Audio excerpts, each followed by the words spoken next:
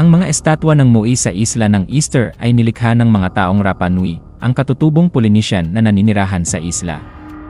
Ang mga monolitikong figurang ito ng tao ay inukit pangunahing mula sa volcanic tuff na matatagpuan sa kwarik ng Rano Raraku mula mga bandang taong 1000 C hanggang huling bahagi ng ika-17 na siglo, na may humigit kumulang 887 Moai na ginawa sa panahong iyon.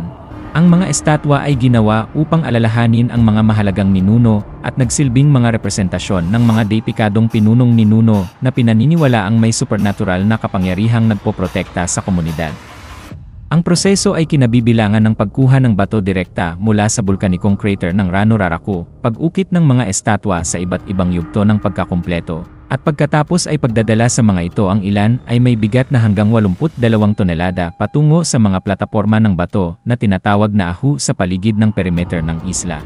Halos kalahati ng mga Moai ay nananatili sa lugar ng kwarik, marami ang hindi pa tapos, habang ang iba ay inilipat at itinayo na nakaharap papasok sa mga lupain ng clan.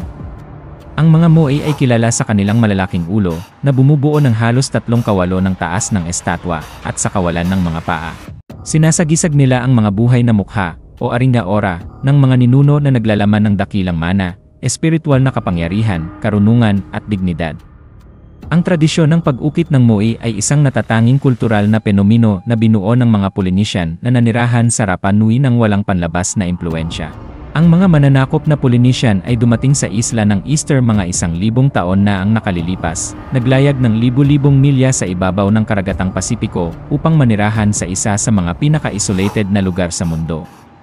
Nakabuo sila ng isang sopistikadong kultura na may kakayahang mag-ukit at magdala ng malalaking estatwa ng bato, na kanilang pinaniniwalaang konektado sa kasaganaan ng agrikultura at produksyon ng pagkain, na nagpapahiwatig ng espiritual at praktikal na papel ng mga Moai sa pagpapanatili ng komunidad.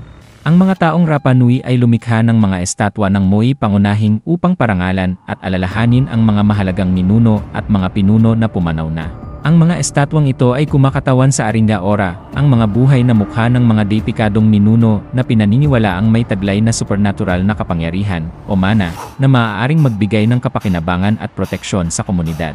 Ang mga estatwa ay inilagay sa mga plataporma ng bato na tinatawag na ahu, na mga lugar na seremonyal na madalas nakaugnay ng mga ritual ng kamatayan. At, alam mo, may mga labi ng tao na natagpuan sa ilan sa mga lugar na ito, na nagpapatibay sa kanilang kahalagahang panglibing at espiritual. Ang mga taong Rapa Nui ay lumikha ng mga estatwa ng Moai gamit ang mga simpleng ngunit epektibong kasangkapan at pamamaraan.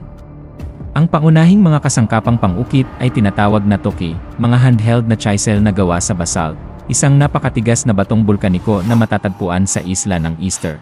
Ang mga basalt na kasangkapang ito ang nagbigay daan sa mga artisan na unti-unting ukitin ang medyo malambot na batong volcanic tuff kung saan inukit ang mga Moai. Karamihan sa mga Moai ay inukit mula sa volcanic tuff na kinuha sa Rano Raraku, isang bulkanikong crater na nagsilbing pangunahing quarry.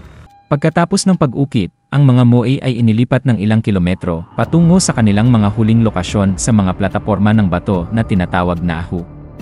Ayon sa mga teorya at eksperimento, inilipat ang mga ito ng nakatayo sa pamamagitan ng pagyugyog mula sa gilid papunta sa gilid gamit ang mga lubid, isang paraan na tugma sa mga lokal na oral na tradisyon. Kasama sa iba pang mga pamamaraan ang paggamit ng mga kahoy na sledges, rollers, at lever. Ang mga kurbadong base ng mga estatwa ay nakatulong sa paggalaw na parang paglalakad na ito.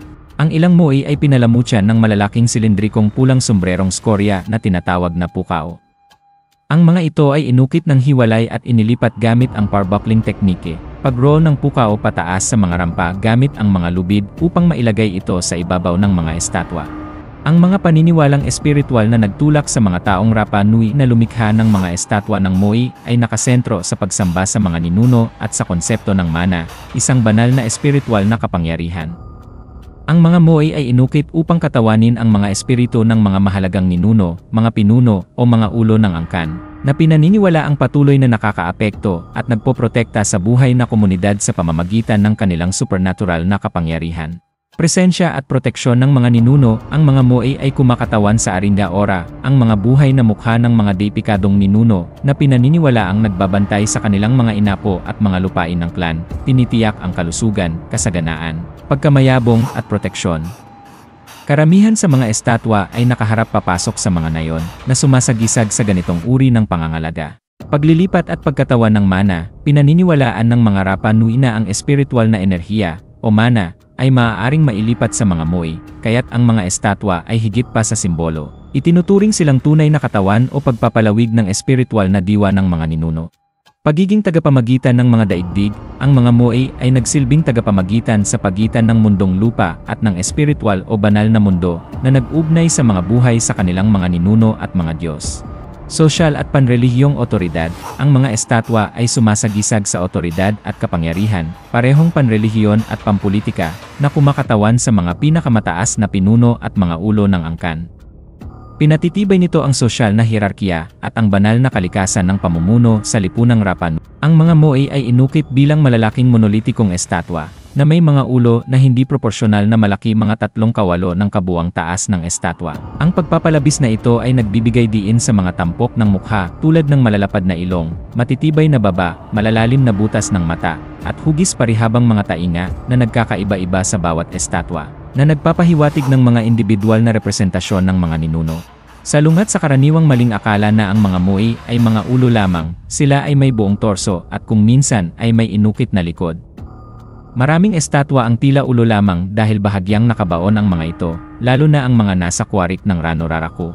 Karamihan sa mga moai ay inukit mula sa medyo malambot na batong volcanic tuff na matatagpuan sa Rano Raraku, na nagbigay daan sa detalyadong pag-ukit gamit ang mga kasangkapang bato na basalt. Halos kalahati ng lahat ng moai ay nananatili sa kwarik na ito, ang ilan ay hindi pa tapos, na nagbibigay ng talaan ng mga teknik sa pag-ukit at ebolusyon ng estilo sa paglipas ng panahon. Ang mga moai ay may malalalim na elliptical na butas ng mata na dinisenyo upang paglagyan ng mga coral na mata na may mga pupil na gawa sa obsidian o pulang skorya. Ang detalyeng ito ay natuklasan ng mga arkeologo noong taong 1979 at nagpapahiwatig na ang mga estatwa ay espiritual na na-activate sa pamamagitan ng paglalagay ng mga mata na sumasagisag sa buhay na presensya at kapangyarihan ng mga ninuno. Ang mga moai ay inilipat mula sa kwarik patungo sa mga seremonyal na plataporma ng bato na tinatawag na ahu, na karamihan ay matatagpuan sa kahabaan ng baybayin. Ang mga platapormang ito ay minsang mayroong maraming estatwa at nagsilbing mga banal na lugar na nag-ugnay sa mga estatwa sa komunidad na kanilang pinoprotektahan. Ang ilang moai ay pinalamutyan ng mga silindrikong pulang sombrerong bato na tinatawag na pukaw na kumakatawan sa isang buhawi ng buhok. Ang mga ito ay inukit ng hiwalay at inilagay sa mga estatwa gamit ang mga sopistikadong pamamaraan na nagdaragdag sa kanilang kahanga-hangang presensya at simbolikong katayuan. Tinawag na Easter Island ang isla dahil ito ay unang natuklasan ng mga Europeo noong linggo ng Pasko ng Pagkabuhay, Abril 5, 1722.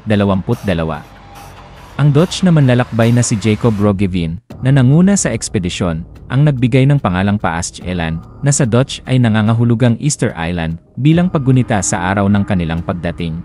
Bago pa man ang pangalang ito mula sa mga Europeo, kilala ang isla sa mga katutubong Polynesian nito bilang Rapa Nui, na nangangahulugang malaking rapa, at tinatawag din itong Tepito Tehenua, na isinasalin bilang ulo ng mundo, na sumasalamin sa kahalagahang kultural at espiritual nito sa mga katutubong tao. Kalaunan, pinangalanan ito ng mga Kastila bilang San Carlos bilang paggalang sa isang hari ng Espanya, ngunit ang pangalang Dutch na Easter Island ang nanatiling pinakakaraniwang ginagamit sa